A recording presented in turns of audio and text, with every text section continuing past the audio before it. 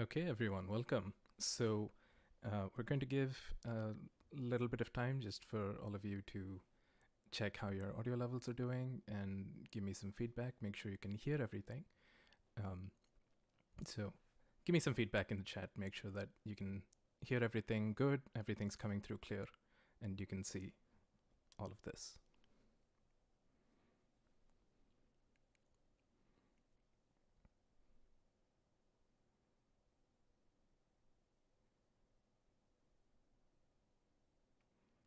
I'm a bit quiet. Okay.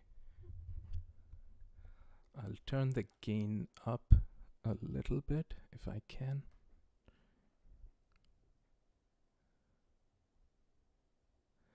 I think that's.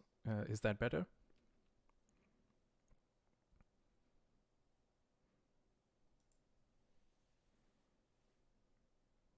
Okay. If it needs to be louder again, just let me know. I can turn it up a little more. Welcome to your first introduction to Japanese. There's a number of ways you could have started, and I think this is the way that I would choose to start, which is to start by learning how to read Japanese, just so that as you encounter it in the wild, even if you don't know what it says or what it means, you know how to look it up on a translator or a dictionary or something like that. It's not as easy as just you learn how to read Japanese today and then you're ready, because Japanese is a very complicated language that takes a long time to learn how to read. But you can begin to learn the basics of how to read Japanese. And then we'll look at some greetings, and then depending on how much time we've taken, if we have time for it, we might look at some more topics as well. So let's start with Japanese writing systems. So there are 3 Japanese writing systems plus a 4th one that we can use for our convenience. So the first Japanese system for writing is hiragana, which is this one up here. Hiragana is used to write Japanese words in Japanese characters. So this is the most common form of character that you're going to see. It's very important in terms of grammar stuff, and it's the first system that you typically learn, because even when you're going to learn a more complicated system, hiragana is your touch point that's going to tell you how to read a more complicated character. So everyone starts with hiragana. The second writing system is called katakana. Katakana is used to write foreign words in Japanese. So this is typically loan words. If a word came from English, for example, you would write it in katakana. And it's useful because it tells the reader that this is a word that comes from a foreign language, so just read it as it's written. And don't try and interpret this as a word that you understand or try and read this grammatically. It's just take this as it is and sound it out, and that's what you're saying. The third writing system is kanji.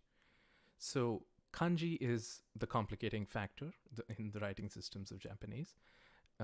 Kanji is writing Japanese words in Chinese characters. The reason for this is that when writing was brought to Japan, it was brought by the Chinese.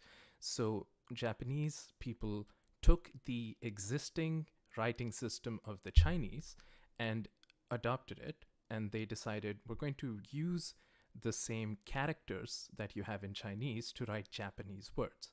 Eventually, they realized that this can get complicated because not everything coordinates one-to-one. The language doesn't map exactly. And so they invented and standardized hiragana and katakana, derived from kanji characters, so that they could express what it is that they were trying to do. So kanji is the hardest one for us because you're basically going to have to learn Chinese characters, which you might know there are a ton of. Typically, to be considered literate in kanji, you need to know about 2,500-ish of them. The government has an official list, the Japanese government. They're called Joyo kanji. So you would have to learn that list. I myself don't know the whole list yet, so you don't have to worry about it yet. And the good news is, even if you can't read kanji, you will still be able to be plenty proficient with Japanese. And the final writing system, it's not an official writing system of Japanese, it's just one that's convenient for us, is called Romaji, which comes from Roman. So this is using English letters to write Japanese. This is typically how we're going to write down things phonetically to start, just so it's easy for us to get familiar with reading Japanese. As at least in the beginning, when you're not familiar with hiragana, you're not familiar with katakana, let alone kanji, it's useful for us to be able to see something written down in English and be able to see what it says. Another way that Romaji is useful is this is usually how Japanese gets typed. Especially for most of you, you're going to have a Western keyboard, not a Japanese keyboard. So you're most likely going to use some sort of IME system to type in English phonetically what it is that you're trying to say in Japanese, and then you select the corresponding Japanese characters. So we can talk about how to type in Japanese at a later point, but Romaji is very useful for us. So having talked about these writing systems, let's focus on hiragana. By the way, if you were curious, all of these say the same thing. They say Nihongo, which is the Japanese language. So to start with, in Japanese, there are 5 vowel sounds. The vowel sounds are a, I, u, e, o. Those are the only 5 vowel sounds that you're going to hear in Japanese. So once you learn the vowels in Japanese, you can make most of the sounds that you're going to hear based off of these vowels. You just add the consonant to it. So let's start with a. So the way you would write a is, first you have this horizontal line, you draw a vertical line that cuts through it, and then you draw this loop.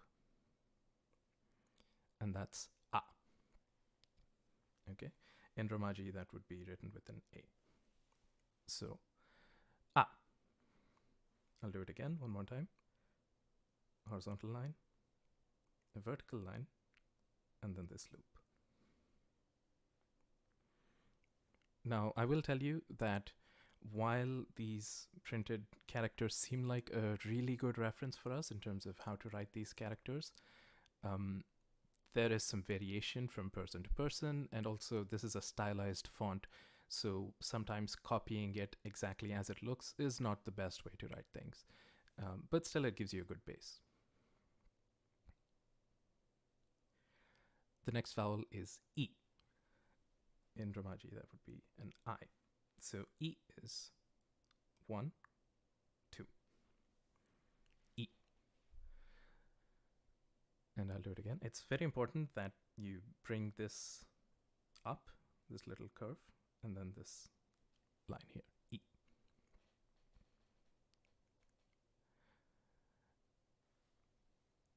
I. I will note sometimes you might see it written like this as well.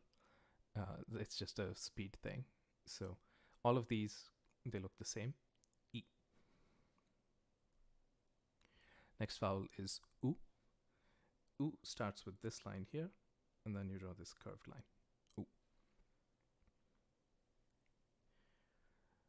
And I'll do it one more time. Horizontal line, and then this curve. U. And this makes the U in Romaji. Our next vowel is E. So E again starts with this line, and then the next one is all one stroke, so kind of follow it with me. It's 1, 2, 3, like this. All right, so E in Romaji, it's read as E, and I'll do it one more time. So you draw this line, and then it's 1, 2, 3.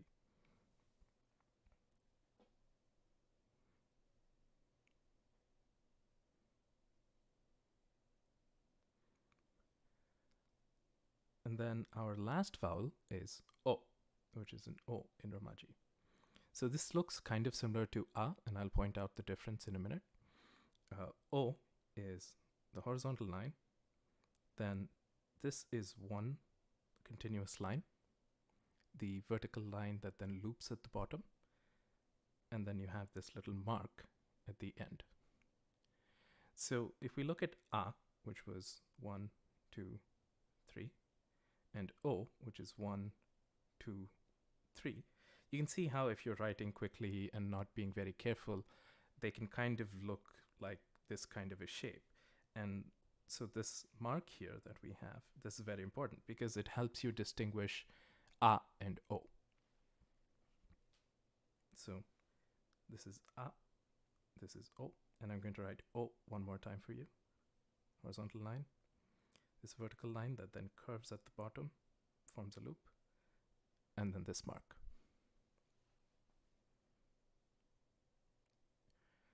Okay, so hopefully you're following along and you've got a good sense of the vowels. The good news about Japanese vowels is they're always consistent. They will sound the same no matter what. They will have the same equal value length. There's no stress patterns in Japanese. So these vowels will be the same for the rest of your Japanese journey, and that's a step you've taken. So, having learned some vowels, we can begin with the first consonants. So this is the ka set, the first set of consonants that you learn. Well, technically not quite consonants. So in Japanese, these are not considered vowels and consonants as much as they are just characters. This is the ka set, so it goes ka, ki, ku, ke, ko. The same order as the vowels a, I, u, e, o. Now the consonants ka, ki, ku, ke, ko, which is, just a k plus whatever vowel that you're trying to say in Romaji. But to a Japanese person, this is one letter. Okay, and then you'll notice over here what looks like the same character, but it has these little lines right next to it. So I'll talk about that.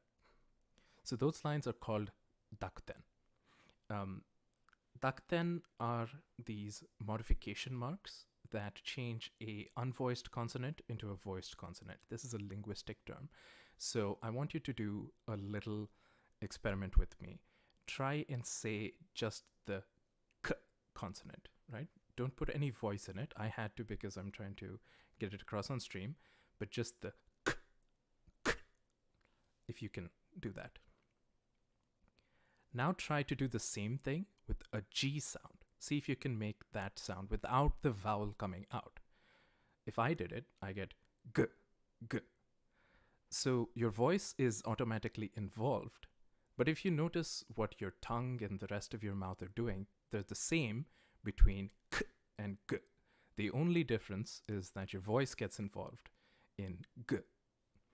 So this is a linguistic thing, the voiced and the unvoiced consonants, and how some consonants, when you voice them, they're basically the same in terms of everything that's happening in your mouth. It's just the involvement of the voice. The Japanese noticed this while inventing their writing system, and so they took advantage of it. And rather than having unique characters for what is basically the same, the same sound minus the involvement of the voice, they just added a marker to say, this is the voiced version. So these two little lines are called dakuten, and they indicate that this is the voiced version of the same sound. So if we go back here, we had ka becomes ga, ki becomes gi, ku becomes gu, ke becomes ge, and ko becomes go. So if you were to write that in Romaji, ka versus ga. All right. So this takes a little getting used to, but as long as you're on the lookout for dakuten, you should be in a good place. And it helps you that if you know how to write the version without dakuten, all you have to do is add the little marks at the end, and you've modified it. So let's write ka, the first of these sets. So ka begins with this line that curves at the bottom like a hook. You cut through it for ka, and then you put this mark at the end. And this is how you write ka. So I'll do that again, one more time. 1, 2, 3. You might want to write this a little neater. If you can see here how it's kind of like squarer when you write it, as opposed to curved like this. But they would all read the same. Okay, and this is the ka sound. Now, if I wanted to convert this to ga, I would write ka, and then I would just add 2 little marks here. So that makes ga. Okay, and you want to keep these marks a little smaller than this one, if you can. So you don't want them to look like 3 marks like this. Smaller ones. Okay. Next is ki. So ki begins with the 2 horizontal lines, 1, 2.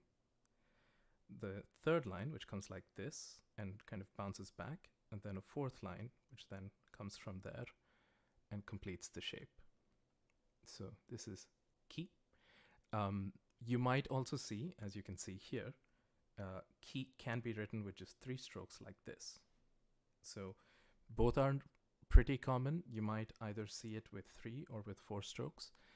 I think from what I've seen, Japanese people tend to write it like this more, but its text form, in digital fonts tends to look like this. So you could get away with either one if you're writing it. This is more so if you're trying to read it, be aware that both of them are ki. So I'll do that again. 1, 2, 3, 4. And if I wanted to change this to ki, I just add the little dakten. All right, so this is ki or ki. The next one is ku. This one's really easy. It's just 1 stroke, and it's this angle bracket. So this is ku, and alternatively gu. Right, so ku or gu.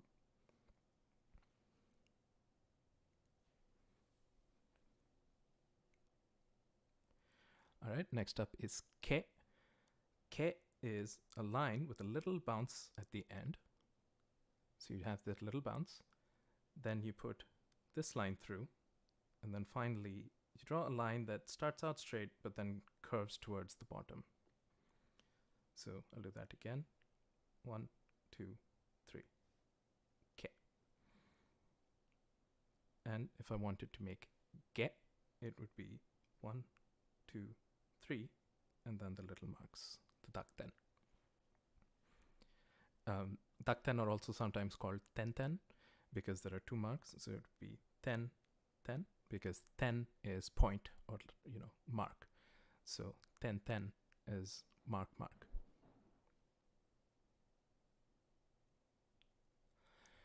And the last of the ka set is ko. So ko is 2 strokes, 1 and 2. Now you're seeing in this stylized font, the digital font, that this technically comes back. There's a little bounce before you draw this line.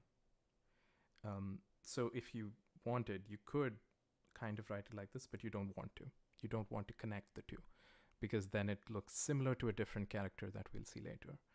So I tend to write it like this, but you can get away with this as well.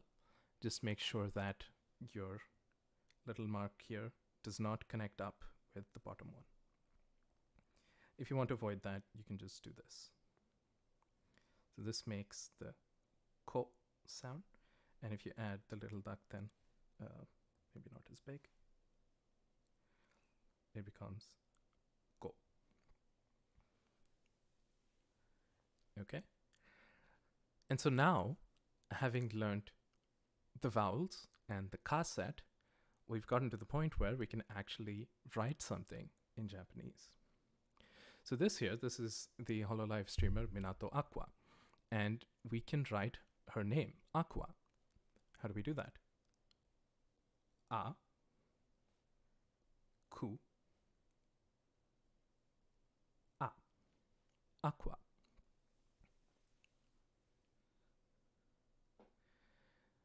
Okay.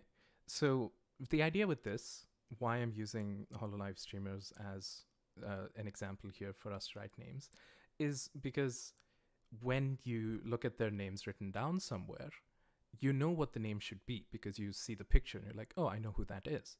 So now you can associate the characters that you're seeing with the name that you know already, and that should work as a reinforcement technique to help you remember what the letters are. So as we learn more of these characters, we're going to have letters that we can add to our, they're on our toolkit. And then as we have enough letters, I'll introduce one of the HoloLive streamers, and then you can write their names and get some practice. Okay, so after ka comes the sa set, and S changes to a Z when you add dakten. So sa becomes za. Now the sa set is a little weird because while you have sa, su, se, and so, this one is not si as you would expect, it's she.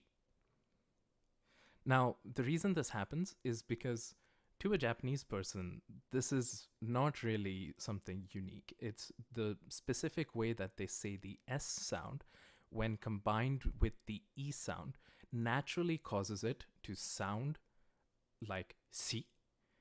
And as that happens, when it was romanized by someone called Hepburn, who was a researcher who tried to study how to write down Japanese in English and teach it to people who are English speaking, he chose to insert this H so as to indicate that it sounds closer to the English phonetic she than it does to the English phonetic si. But to a Japanese person, they're just going sashi shusei so, and it's the same S throughout. And then when you convert that to with dakten, you get za, zu, ze, and zo. But she changes to ji.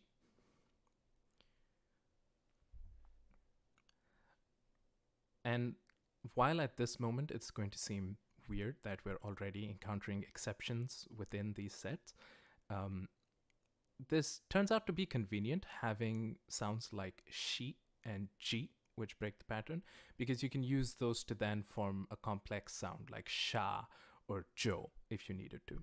We'll see how you can do that later. So in terms of how to write them, sa, it looks like ki, but it's not the same. So sa is one line and then two. You might again see this written like this as well, either with 2 strokes or 3 strokes.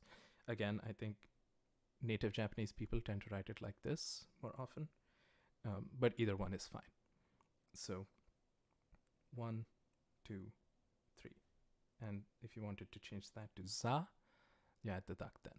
So this is sa or za.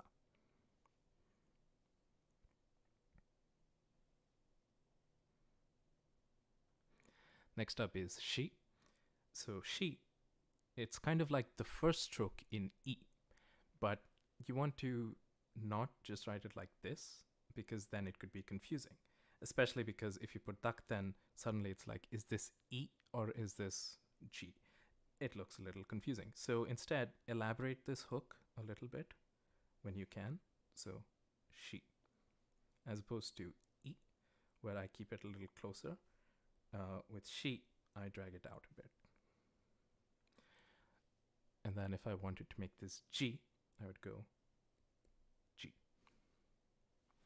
So this is she or G.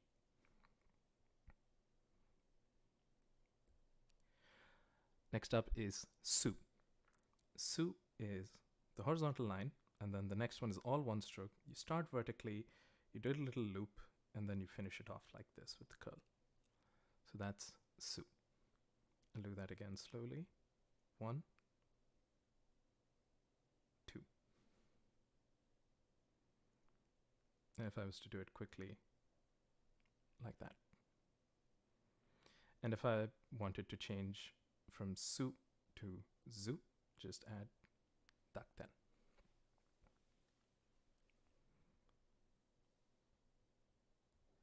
Next is se. Se, again, you start with the horizontal line. You draw the smaller line first, and then you complete with the outer one. So doing that again, 1, 2, 3. And if I wanted that to be ze instead of se, just add the dakten.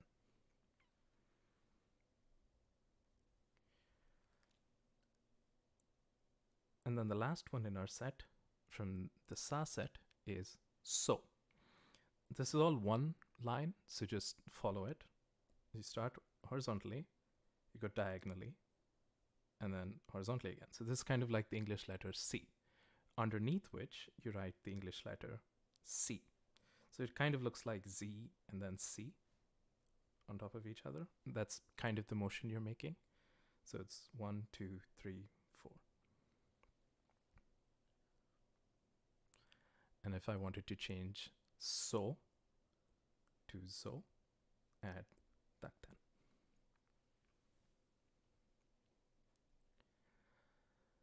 So having done this, we're now ready for our next character, Hoshimachi Suisei. So Suisei is su, I, se, I. But this is a small thing about how the names are written versus how the names are read. In Japanese vowels, when you elongate a vowel, there are certain rules about how you would do it. So even though Suisei is romanized as this, the EI just elongates the A sound. So it's Suisei, not Suisei. So you can kind of think of it as being Suisei rather than Suisei, right? But you would write it this way. This is just a quirk of the language that you get used to. The same thing happens with elongating O sounds. When you have an O, it gets elongated with an U. So that just makes a long O sound rather than an OU sound.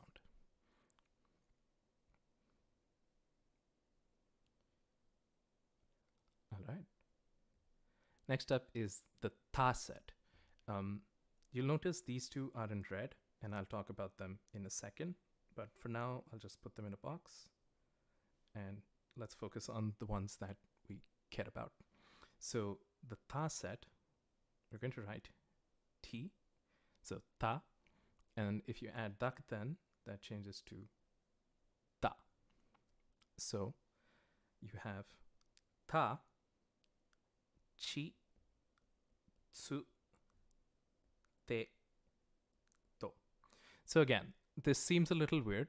It's the same thing happening where it is a change in the sound over time to make it easier to pronounce what the original sound is, where the vowel and the consonant together cause a certain position of the elements in your mouth to where it became easier to say chi than to really say like thi, which, so it's a change that happens over time.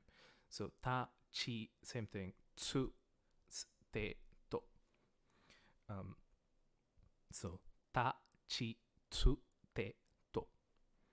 And then if you were to convert these with dakten, you get ta, te, and to. Now for these two, right? Chi, when you convert to dakten, is going to change to ji, and tsu, when you convert to dakten, is going to change to tu. These are rarely used characters. I've seen this a little, and sometimes it's du and sometimes it's zu, which gets really complicated to figure out. So you will see both. And this I have basically never seen in any contexts, so you don't need to worry about them too much. They might show up very, very rarely, but in the rare cases that you do see them, you won't see them on their own. You'll see them in a very specific word, and so you just have to learn how to read that particular word, and you'll be fine. So we just have to care about the ones that are in purple. So ta, chi, tsu, te, to, and then ta, te, and to. So we'll start with ta. So the way ta works is you basically draw this plus frame, although a little slanting, right? So it's not a straight up plus, but a little slanting. It's kind of like the second part of ke. And then you write ko underneath it. So it's 1, 2, 3, 4. Ta. And if you wanted to change ta to ta, you add takten. So I'll do that one more time because this is a little more involved. It is 1, 2, 3, 4. And again, you might see versions where it kind of looks like this as well. So be aware of that, but they won't be connected. So don't connect the 4 strokes together. Next is chi. Chi is 2 strokes. So you get 1, 2. I don't think with chi that you will see it like this. I haven't seen it at least like that. So I've generally seen chi written fully connected like this with 2 strokes. So you get this kind of shape.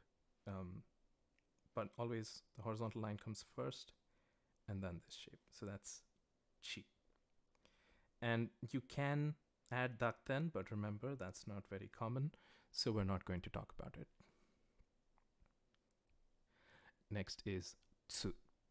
So tsu is just that. So it's kind of like u, if you remember, but without the line on top.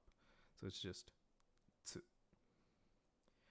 I like to keep the top part a little longer than the bottom part so that it doesn't just look like, you know, it kind of has a bit of a shape to it as opposed to just looking like a semicircle. But I think you might see that sometimes. So this is tsu. And again, you can add dakten, but not very common. Te, this is 1 stroke. It's kind of like the bottom half of so. So it's just line and then this kind of curve. So I'll do that again. Te. Or you might see it a little more curved up like this as well. Te. And you can add dakten to change that to te. So te and te. And then finally to. So to is the line here and then the C. So to. And you can add dakten to change it to to.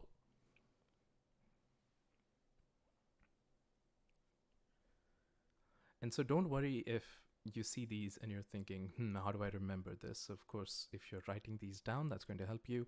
You can practice writing them. That generally helps me. But there also are generally websites that you can go to where you can kind of practice looking at these and trying to type them out in Romaji. So it'll say, okay, what is this character? And we haven't learned this yet. And it'll ask you to write it down in Romaji. And you'll be like, okay, well, that's me. And so on. So you could look at one of those websites to practice these as well, apart from just looking at what you've written down.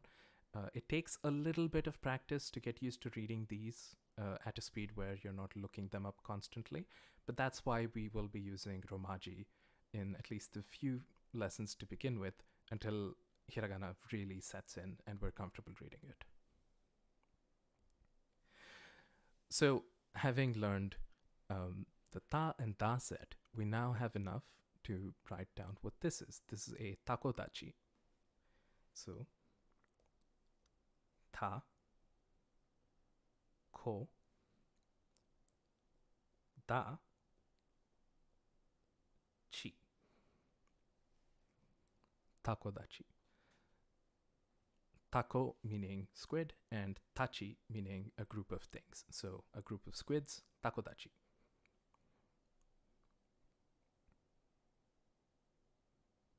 Actually, tako is octopus and ika is squid, but you know.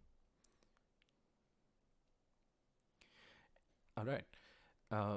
Having done the ta set, we move to the na set. The na set does not have a way to be modified with tak then, because na is automatically a voiced sound.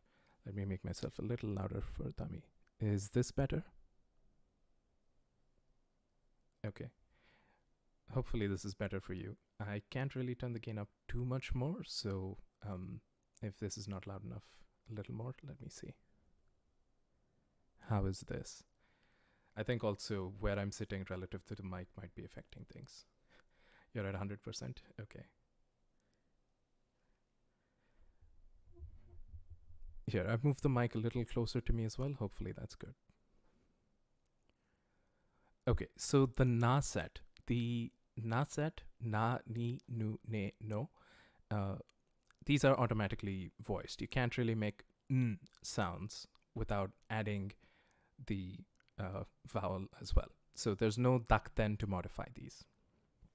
So it's just na, ni, nu, ne, and no. So na, it kind of begins like ta. It goes 1, 2. You have this little mark here, and then this loop. And that's na. So I'll do that again. 1, 2, 3, 4. Now, if you're wondering why I'm specifically like counting these out as I'm writing them, Japanese letters do have what's called a stroke order, which is the correct way in which you're supposed to be writing each stroke in the character. The reason for this, it comes from back in the day they used to write things using paintbrushes on ink. Paintbrushes dipped in ink on large pieces of paper. And so the order in which you moved the brush, the strokes that you painted with the brush, that mattered, so that one, you'd be able to tell what was written, even if, you know, the paint or the ink did not adhere to the paper perfectly. You could kind of read the direction of the pen stroke and figure out what was being written. But then also it leads to some consistency. So even if someone has bad handwriting, by looking at the approximate flow of the pen on the paper that they've written, you'll be able to figure out what they've written. So in that way, that's a good thing that there is a strictly established stroke order. There isn't a strictly established stroke order in English. In fact, there's not even necessarily consistency from person to person on how certain letters are written, especially when it comes to cursive. So having this consistency, it's nice, it's a positive. So this is na. Next is ni. So ni is this line with a little bounce, although the bounce sometimes disappears in certain fonts. And then it's ko after that. So 1 and 2. And this is ni. So I'll do that again. 1, 2, 3.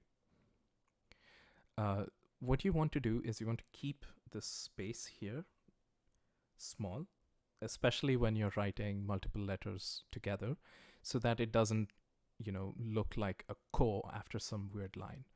You don't want people to see this and think, oh, well, they were writing she and they just happened to write it like this, and then this is ko. If you keep the space smaller in between them, like this, then it looks like one element, and then they will read it as ni.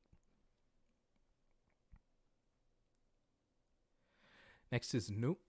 Nu is 2 strokes, but because it has a lot of loops, it looks a little complicated. But it's actually not. So the first stroke is just aligned like this.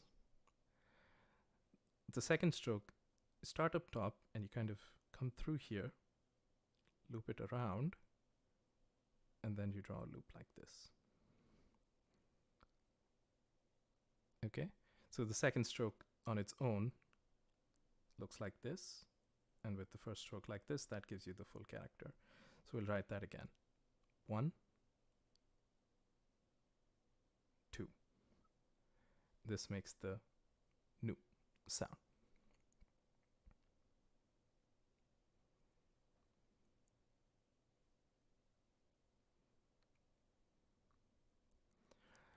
Next up is ne. Ne starts with this vertical line, and then it's complicated. So you go 1, 2, and then this. So that stroke on its own is like this, right? So it's a little bit of penmanship there.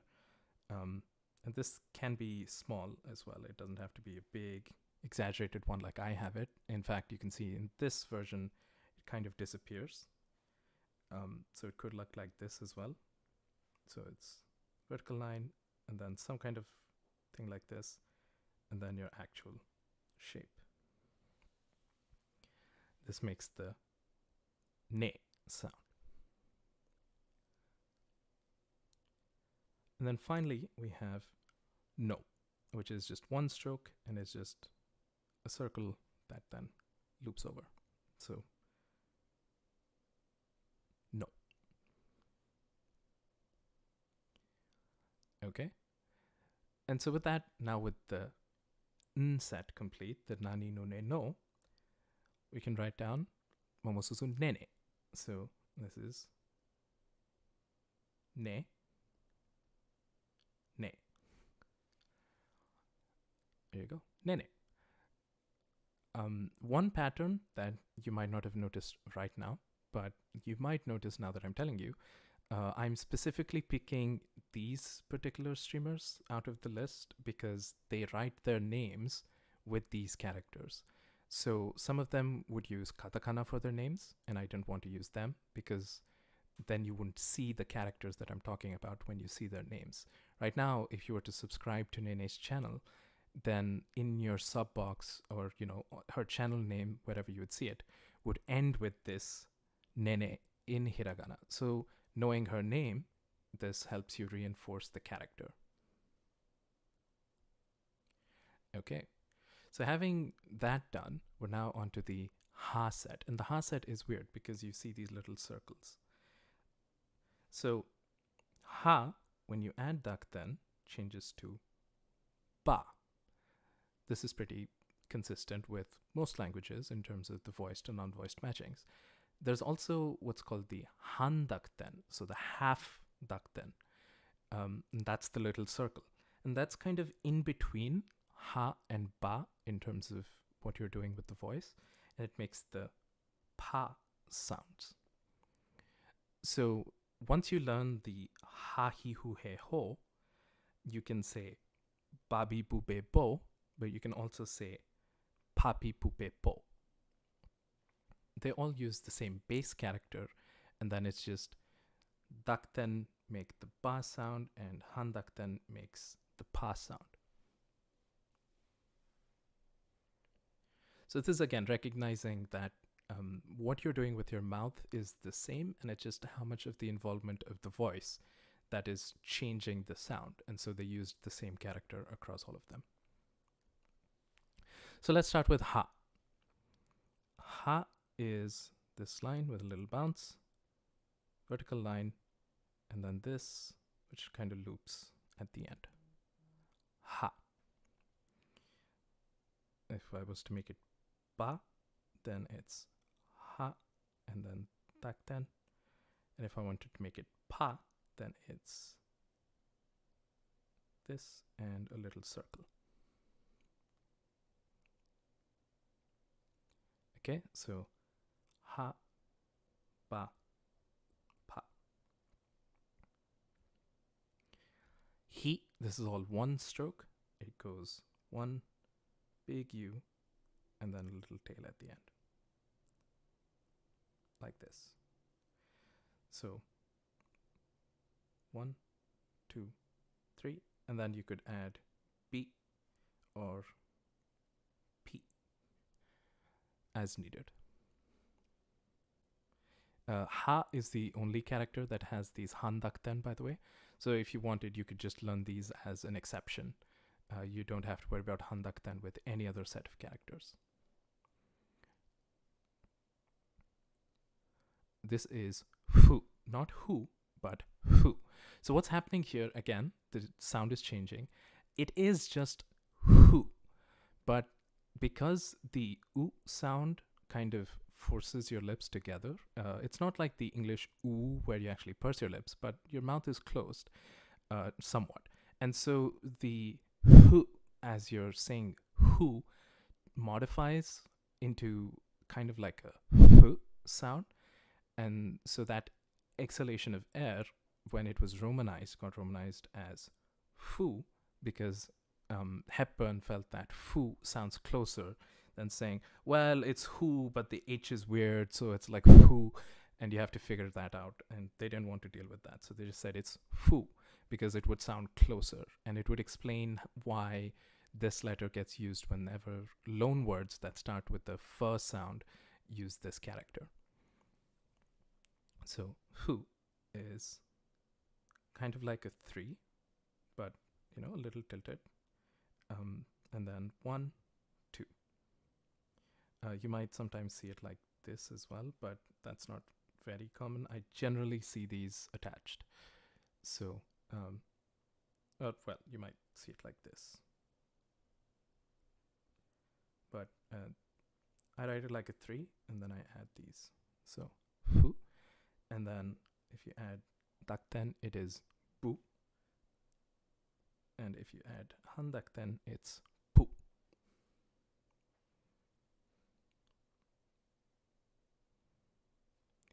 He. It's just that. Pretty simple.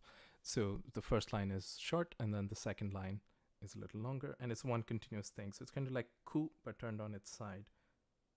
He.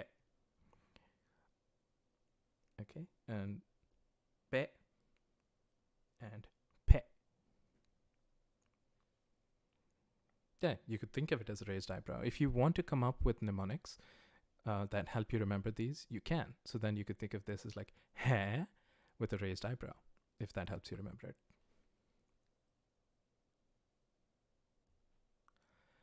Ho. So ho is kind of like ha, but there's small differences that I'll show you. So you start with this line, you do the 2 horizontal lines, and then you draw your vertical line. So far, so good. The difference is with ha, you're basically drawing this second line. You don't want a situation where you start above this and kind of draw it like that. You want your first line is kind of like the top of this. So like this, if that makes sense. You can kind of even see it here. It doesn't poke up through the top line. So if you were to write po, or I'll write po this time, start at the top of the first line, but don't cross through it. So ha is kind of like ho, except you have this top line, and you want to have the top line be the top. You don't want to go past it. Okay. And so that's the ha, hi, hu, he, ho set, along with the babi, bube, bo, and papi, pupe, po. So now we can write akai hato. In fact, we can write akai hato, not just hato. So how would we do that? Well, first let's start with akai. Akai is a, ka, i. And then hato is ha, a, to elongate the a sound. So it's ha, to. And so you have akai hato. All right. Okay. So now that we've done this, we get the ma set. The ma set, again, simple like the na set. There's no dakten or handakten. In fact, from this point, there are no dakten or handakten to worry about. So we're almost done. So the ma set, mami, mume, mo. No weird exception, no modified sounds either. It's pretty straightforward. Mami, mume, and mo. So ma is 1, 2, 3. Should be pretty straightforward, but I'll do that again. So it's 1, 2, and 3. And this is ma. Me, so this is all one stroke. One that kind of makes this kind of thing, and then the second one just cuts through it like this. So it kind of looks like a weird stylized calligraphic letter H, if you wanted to think of it that way. This is the me sound. So again, 1, 2. I'll do that one more time, a little slowly, because this one looks weird. 1, 2.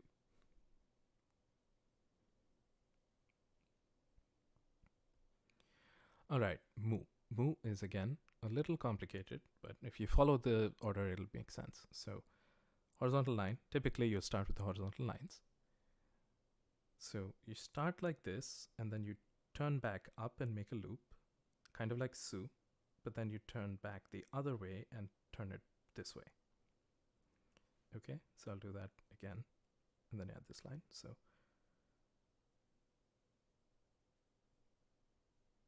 mu.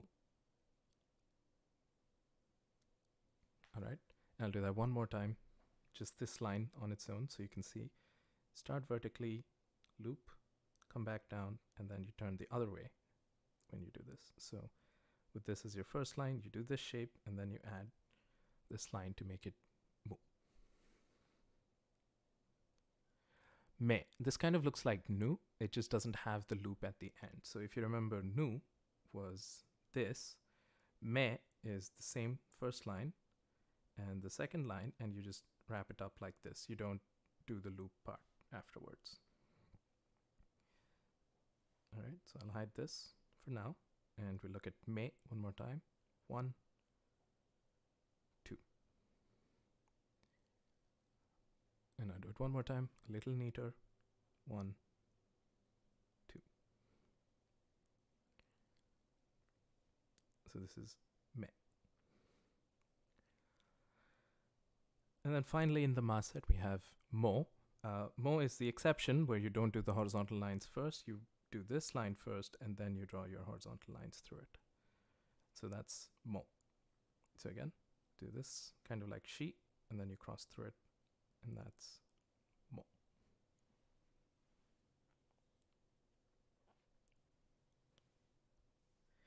So now we have Sakura Miko. So we don't know the ra set yet, so we can just write Miko.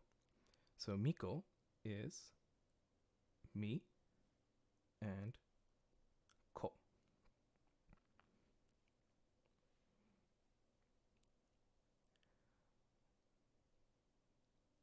Okay. Now we have the ya set. The ya set is weird because it is missing a couple of sounds.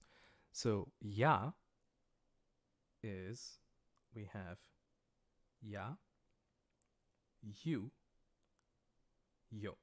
So we do not have yi, and we do not have ye. These don't exist. So not only are they not common, they just do not exist. These are not sounds present in Japanese.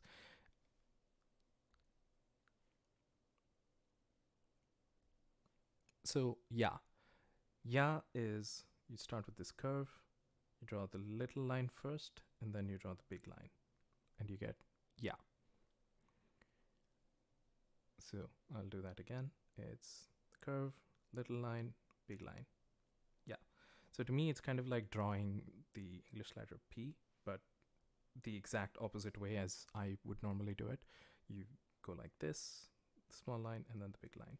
This is ya. You looks complicated, but it's actually simple. You start with this, and then you cut through it with this line.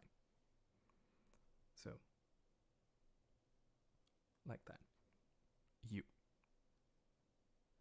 One more time. You.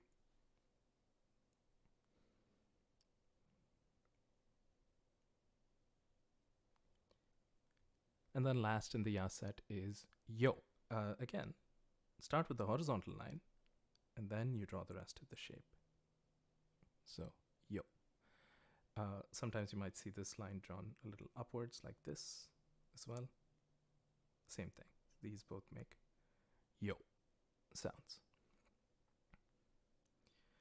So the ah set is smaller because, again, we don't have the yi sound and we don't have the ye sound in Japanese. So now we can write okayu.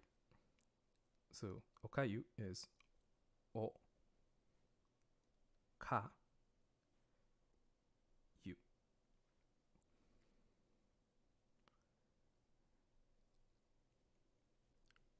Okay. Next comes the infamous rarirurero. So even though these are romanized with R's, and so this is the Ra set, this is a famous sticking point in terms of pronunciation for people who usually come from an English background as to how to pronounce these sounds. If you've heard Japanese speakers make a sound and it sounds like L, or you've heard them make an R sound, they both are this sound, which is somewhat in between. English R's, I'll say it in an American accent because that kind of exaggerates the sound. R, that's a very different sound from the sound that you want to be making here. This is kind of like the tongue taps the tip of your the bridge of your mouth, so it's ra. It's called a retroflex R. And so the sound can be a little confusing. I don't always say it correctly. What I've noticed is that it's not consistent between Japanese people either. There are some people for whom it sounds more like an L, and there are some people for whom it sounds more like an R. And overall, you get some kind of a sound that's in between. I think make the sound that is easy for you and you'll probably be understood because it doesn't sound like other sounds in the language and it's unlikely to be mixed up with something else. So for me, this is ra, ri, ru, re, ro. Okay. So let's start with ra. Ra is this line slanting downwards as opposed to chi, which kind of it's like that. You don't cut through it and you go like this and like this. And this is ra. So again, you kind of have that shape, but you start with this line slanting downwards a bit and then like that. And this is ra. Ri, there's kind of two ways you'll see this. The most common way you'll see this is because this is actually like this. If you were to write it out, it's kind of like this is the shape that you're supposed to have. So this is a bounce, 1, and then second 2. But as you can see, it's been stylized like this to be one single shape, kind of like how you have in U before you cut through it. So I typically write it like this, but it's most commonly written as 2 strokes like this. You do need to, however, keep this little bounce because you don't want it to look like this. Okay, so take the arrows away. I'll write it one more time. Ri.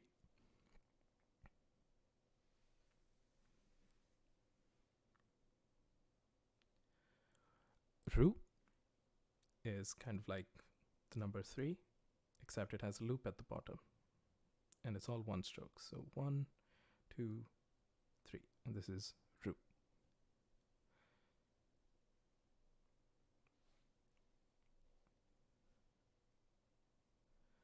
Re, so if you remember ne, which had this loop at the bottom, right? And this was ne. Now we have re, which is kind of the same. And then when we come here, we just curve it outwards instead of taking the loop back in. So it's like this, re. So 1, 2, 3, like this. And so this is re.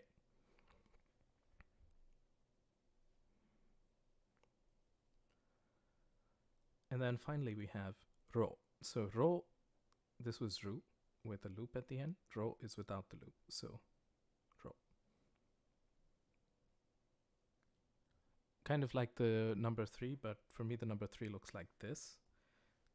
I intentionally use straighter lines there and then curve it at the bottom a bit. So ro. Okay. So that's the ra set. We can now write korone. So korone is ko, ro, ne. Okay. And now we're on our penultimate set, which is the wa set. So again, we have a couple of letters in red. These are older letters that used to exist. You will not see them written anywhere anymore. So the sounds are wa and wo. And then these ones, which you're basically not going to see ever, are we and we, and there is not even a wu. It does not exist. And even we and we won't be learning because we don't need to use them. So you can kind of ignore these. We have wa and we have wo. And even wo tends to sound like o a lot of the time. So really, there's just wa. So wa, we've seen now ne with a loop. This is ne. We've seen re when you curve it outwards. And so now wa is just don't do anything. And this is wa. So one more time. Draw this line, do this little thing, and then you bring it over. Wa.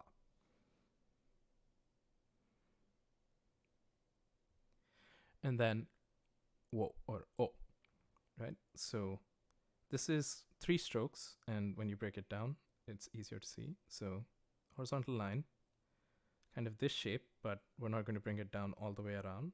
We're just going to leave it here. And then we intersect that with a shape like this. And this makes the wo sound, but it's almost never going to actually make the wo sound. It's really more like an o sound. So it's a soft wo. If you ever hear it, you might hear it. When it strings words together more conveniently, you might hear it. But if someone is being very careful about their pronunciation, then it will be o. So one more time. 1, 2, 3.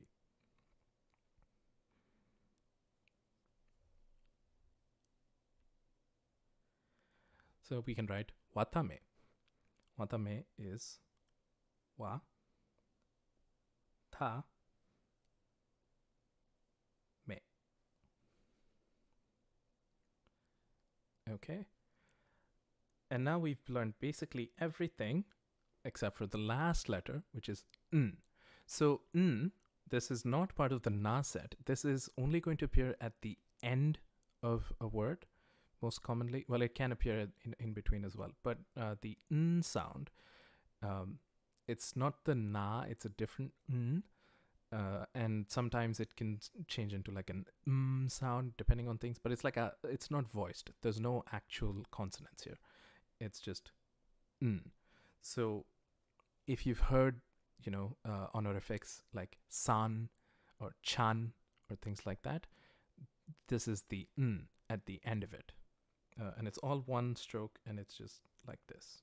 It kind of looks like an H, but in cursive. N. All right, and this makes the n sound. It's hyphen n because you won't start anything with this. It's always going to appear in the middle of something or at the end of something, but never starts with n. All right, and so having done this, now you've now gone through all of the hiragana. So we can write shishiro botan as well. Botan is bo. Sorry, I missed that one. Bo, ta, n. I'll do it one more time because I made a mistake. So, bo, ta, n. Botan.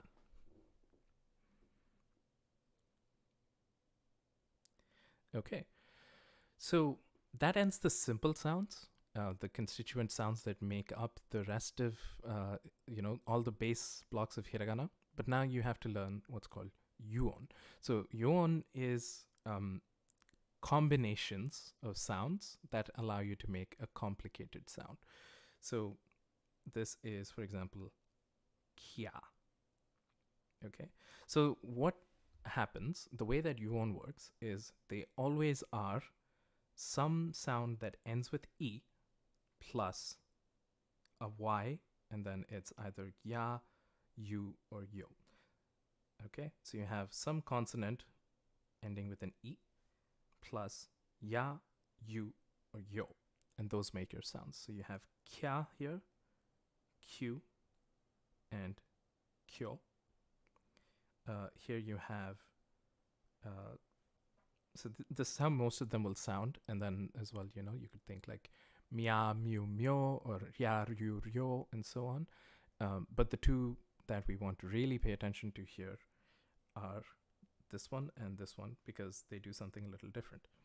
So this makes the ja sound, not jia, but just ja. And this is ju, and this is jo. And similarly, chi will take this and make a cha sound, chu, and cho. And a similar thing with shi, it becomes sha, shu, and sho. But apart from that, the rest, you know, you take the e sound and you add a ya, you, or yo, and you can make a sound. So, you know, going in order, it would be kya, kyu, kyo, then sha, shu, sho, or jaji, jo, or sorry, jaju, jo. Then you could have cha, chu, cho, and then nya, nyu, nyo, hya, hyu, hyo, mya, myu, myo, and then rya, ryu, and ryo. Those are all the possible yuon sounds. So this is when you add these ya, you, or yo to an e sound. So if you wanted to write ha chama, for example, you start with ha, right? So 1, 2, 3, ha, a. Now you have to write cha. So cha is a combined character, which is chi plus ya, and you're going to write the ya a little smaller to indicate that it's not chi, ya as two separate things, but cha as one combined sound. So kind of like this, cha, right? And then ma at the end, which is 1, 2, 3. Hachama. I'll write that out again. I'll write it out horizontally this time so you can see what that looks like. And if you were to type it, for example, is ha, cha, ma. Okay. So you can see here the ya is really attached to the chi, and that kind of tells you, okay, it's ha, cha, and not ha, chi, ya, ma. The next concept you have to learn is called sokwon. So sokwon is taking this tsu and using it to double consonants. So you take a small version of the tsu, kind of like how you take a small version of the ya, you, or yo, and you put it before a consonant, and it doubles that consonant sound.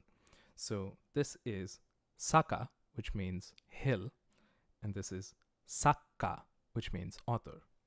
In Romaji, saka versus sakka. Okay, so this tsu, the small tsu, not a full one, is taking the ka and doubling it, and kind of like sa, take a small pause as you begin the k sound, sa, k, and then ka. So sakka. Okay, so you get your mouth in position to say the next sound, and you wait just a little bit, and then you say the sound sakka. You can also have the sokwon at the end of a sound, and that's kind of like a glottal stop. So it's just an aspirated thing. So ite is it hurts. Ite, right? With a sudden stop at the end. It's like ouch. So you just a sudden stop, and this kind of is that glottal stop here. That's how you would write it. If you ever wanted to double specifically a na sound, then you use n instead. So minna is written this way. It's not written with a sukwon. Okay? This is a special thing that you're going to see all the time is these little tsus, doubling up consonants. You won't see them before vowels because there's no vowel to double up. Vowels get doubled up by just writing the vowel out. Either if it's an a, then you elongate it with another a. If it's an I, you elongate it with another I. If it's an e, you elongate it with an I. If it's an u, you elongate it with an u. And if it's an o, you elongate it with an u. So this makes the a, I, e, u, and o sounds, even though you're writing them a little differently. Okay, having gone through all of those, we have completed all of the hiragana and special ways that you might write them, your sokwons, your yuons, and all those. So you might want to sit and practice those for a bit and just get used to reading them. You might want to look at some just hiragana text and practice reading it just to have retention of the characters that are present.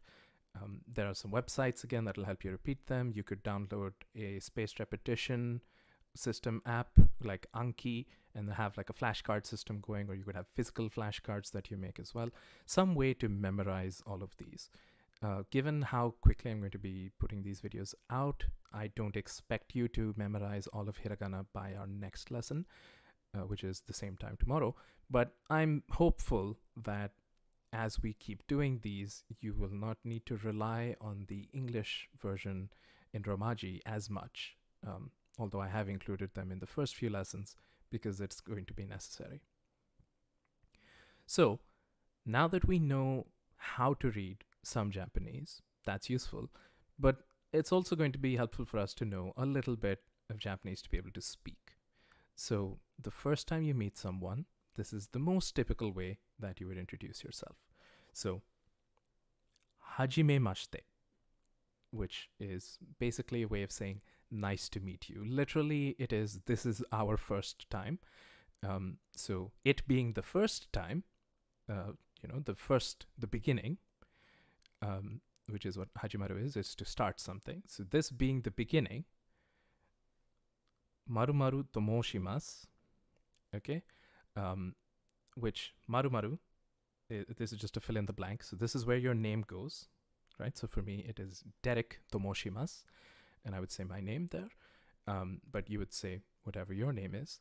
And it is, I am called as this, but, it's basically my name is this. And then yoroshiku onegai shimasu, which is a very weird phrase, literally translated. It is nicely, I request of you. In this case, because it's your first meeting, what you're saying is, this being our first meeting, hello, my name is so-and-so, and I hope that our relationship is pleasant. And so, hajimemashite, maru-maru to moshimasu, yoroshiku onegai shimasu. You'll notice that these are sus at the end, but I'm saying mas. That's a quirk of pronunciation. That's just, it's called devoicing. We can talk about devoicing later. For now, it's shimasu and onegai shimasu, unless you're a, specifically like a teenage girl who's trying to sound very, very cute, or you're from the region of Japan called Kansai, in which case you could say yoroshiku onegai shimasu and really pronounce the u, but that's, again, special kind of exceptions. Okay, so hajimemashite, Derek to moshimasu, yoroshiku onegai shimasu is how I would say this. So that's the first time you meet someone. But after that, you're not going to want to say hajimemashite, because hajimemashite is, this is the beginning. So every consequent time that you meet them, you're going to have some other way that you want to greet them. These might seem familiar to you because you might have seen them in anime, or even just generally. Sometimes greetings in any language tend to be something that people just know. So good morning is ohayo gozaimasu. Or you don't need this gozaimasu always. It can just be ohayo.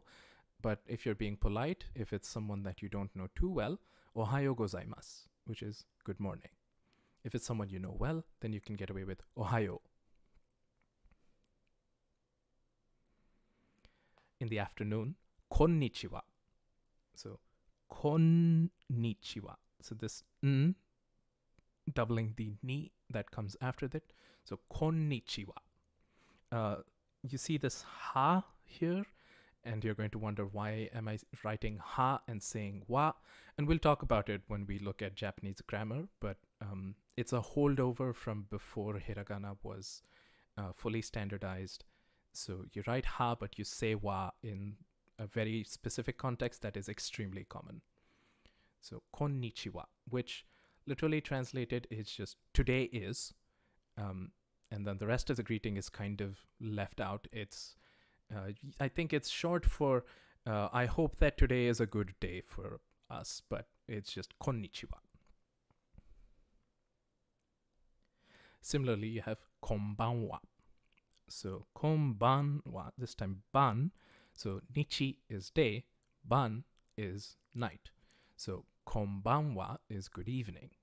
So this would be after the sun has gone down. Now it's dark outside. Instead of saying konnichiwa because the sun is gone, you say konbanwa, and this is good evening. But this is not something you say to someone who's about to go to bed or something. This is just your greeting in the nighttime. It's the same meaning as konnichiwa. It's I hope that today is pleasurable. It's just that instead of saying the daytime, you're saying the nighttime. If you're actually wishing someone good night, as in they're about to go to bed, then oyasumi nasai, or just oyasumi. Okay, so yasumi is rest, oyasumi is a way of prettifying it, which we'll learn about way later, and then nasai is, again, we'll learn about much later. So oyasumi nasai is please have a good rest. So good night.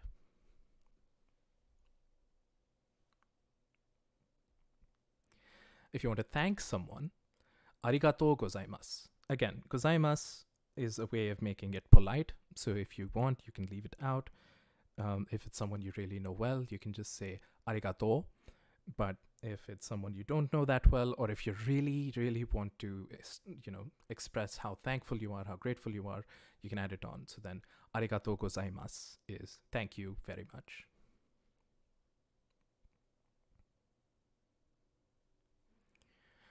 Now, sayonara is something that you might have heard before, and you might have learned that sayonara means bye. And it does mean bye, but it doesn't mean bye in the way that you might think.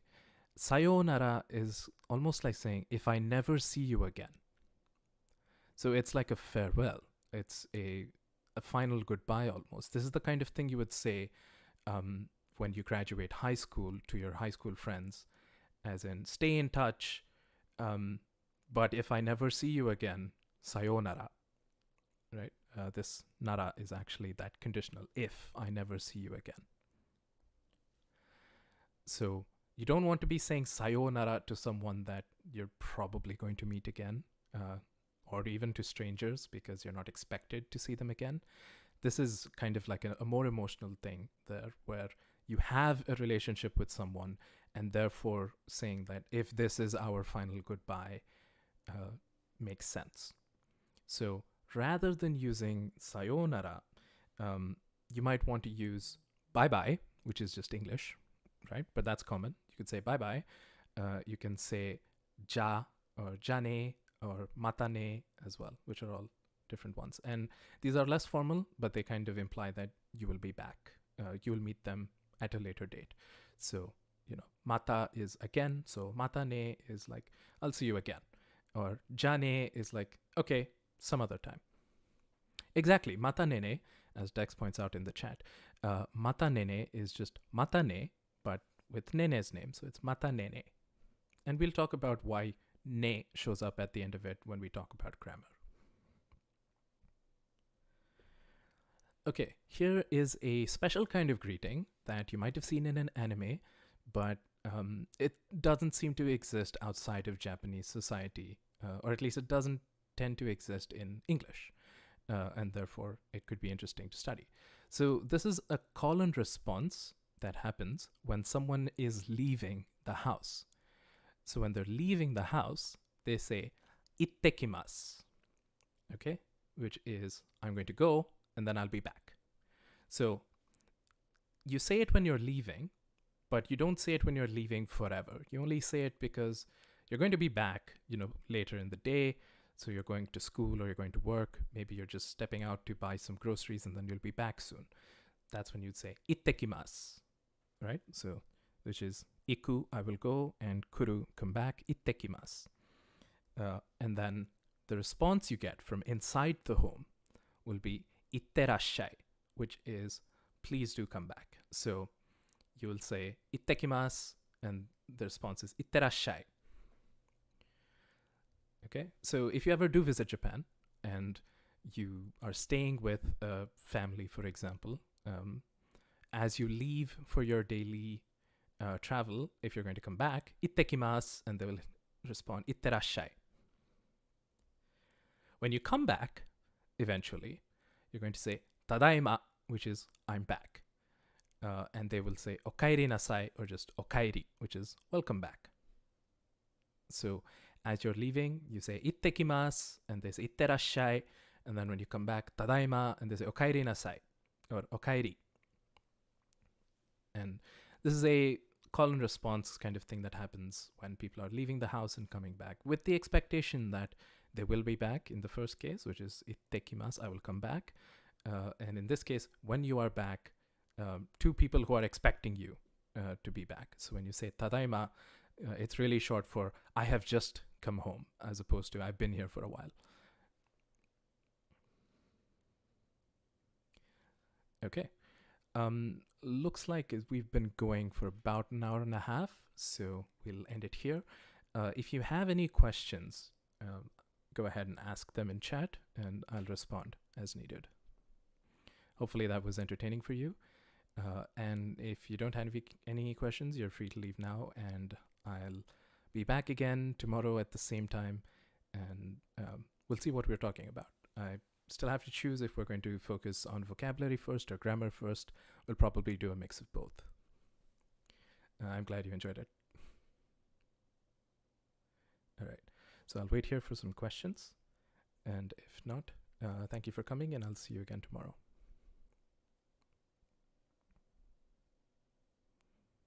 Toe itashimashite.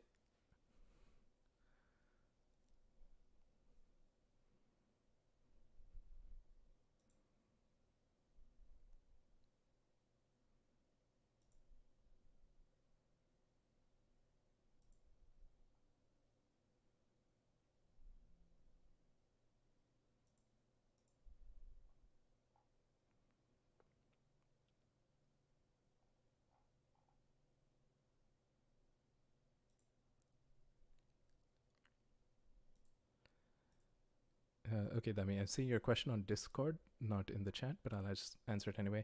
Nana's basically given you the whole thing. So it starts with the word for laugh in Japanese is warau, which starts with the W. So instead of typing out warau, they started with just typing a bunch of W's. It's kind of like saying lol, right? So instead of laughing out loud, they just type WWW as in warau, warau, warau. I'm laughing a lot. Then, because a bunch of W's look like grass, they started typing kusa, which is grass. And so kusa became lol.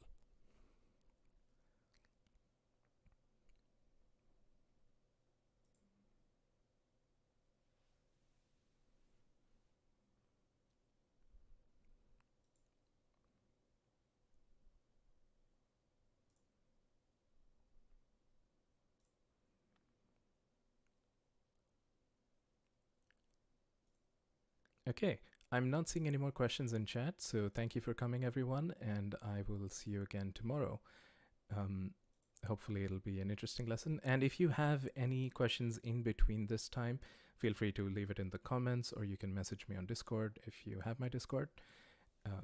And yeah, if you have any specific topics that you're interested in learning, go ahead and let me know, and I'll try and put something together for you. Mata ne.